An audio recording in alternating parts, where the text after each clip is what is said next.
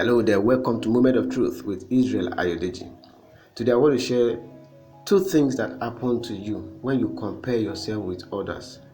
When you compare what you are doing with others, when you compare your level with others, when you compare your uniqueness with others and the face that you have with others, there are two major things that happen amongst other things, and the Bible simply also instructs us not to compare ourselves with others. Now, that doesn't mean that we do not learn from others. Sometimes we even imitate what others are doing, which could be a general thing. We can learn, we can draw lessons from those who are either ahead of you or behind you, or that those who are your colleagues. But to compare yourself with others would mean taking an illustration from a cheetah who is seen and has been acclaimed to be the fastest land animal, to compare itself with a tortoise. You just woke up one day and say, I just want to be like a tortoise, I want to be walking very slowly like a tortoise, and all of those things. Now, what will happen to that animal is that it will have to compress its capacity, what it can achieve, the inbuilt capacity, its uniqueness, to that of a tortoise. That means it will have to let go of the things that it could have done and the things it could have achieved, because it just want to be like a tortoise. It will now begin to walk very slowly. You know, tortoise is one of those very slow animals when it comes to covering a distance.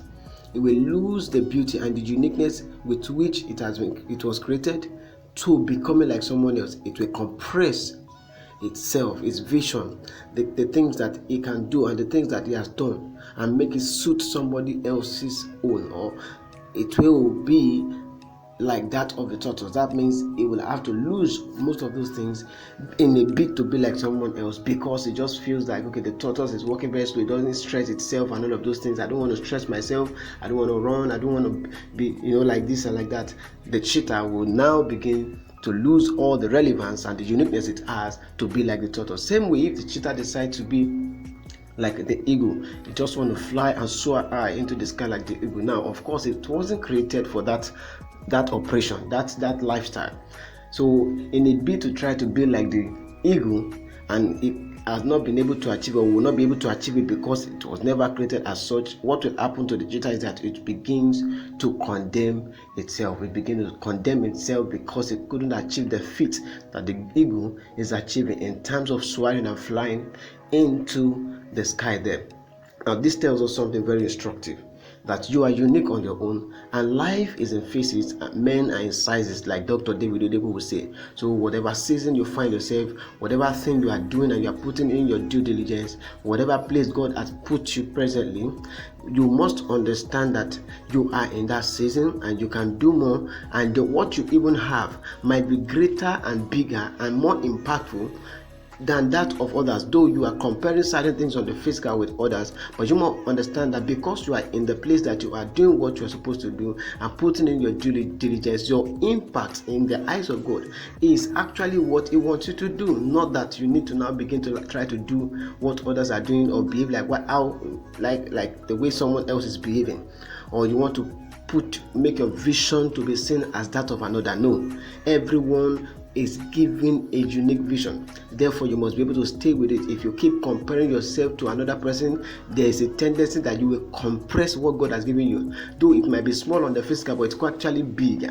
And because you cannot wait until the fullness of that vision, the fullness of what you are doing is made manifest, you compress what you are doing and it begins to look like that of someone else. You lose all the beauty, the things that have been implanted in what you are doing presently. And in a bit also be like someone, to run like someone, to be as big as those you see ahead of you. You see, there is a tendency that you keep condemning yourself, and that will shortchange you. It will kill your morale, it will kill your passion, it will kill your zeal. It will make you to look at what you have in your hand as useless, as nothing, and therefore you cannot go forward. What am I saying in essence? In life, there are those who are always ahead of us, and there are those who will always be behind us. We can draw lessons, but we are not supposed to either compare ourselves to those who are behind us. And sometimes you think you are behind, you're actually ahead of the person you think is ahead of you, because the measuring yardstick is God and not man. I think you get that. So you must be able to stay with what you have, appreciate what you have, even as you learn from others. To compare yourself with others is to either condemn yourself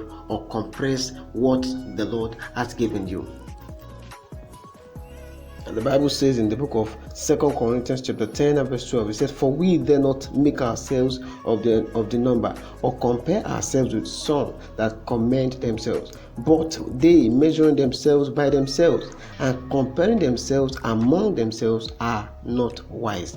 Now, but it's those who compare themselves among their colleagues, among those who are doing almost the same thing together, are not wise, because you will end up condemning what the Lord has given you or what you are doing, which might be very impactful than that of others, or you end up compressing your vision from the size that God has appointed it to be, to being like somebody else's own. So we must learn to appreciate what we have part time. Look ahead, learn as much as we can, but never condemn or compress our vision because of comparison.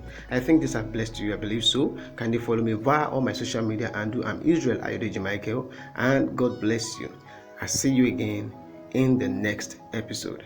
Have a wonderful remaining days of the week ahead of you. It is well with you. You are greatly loved.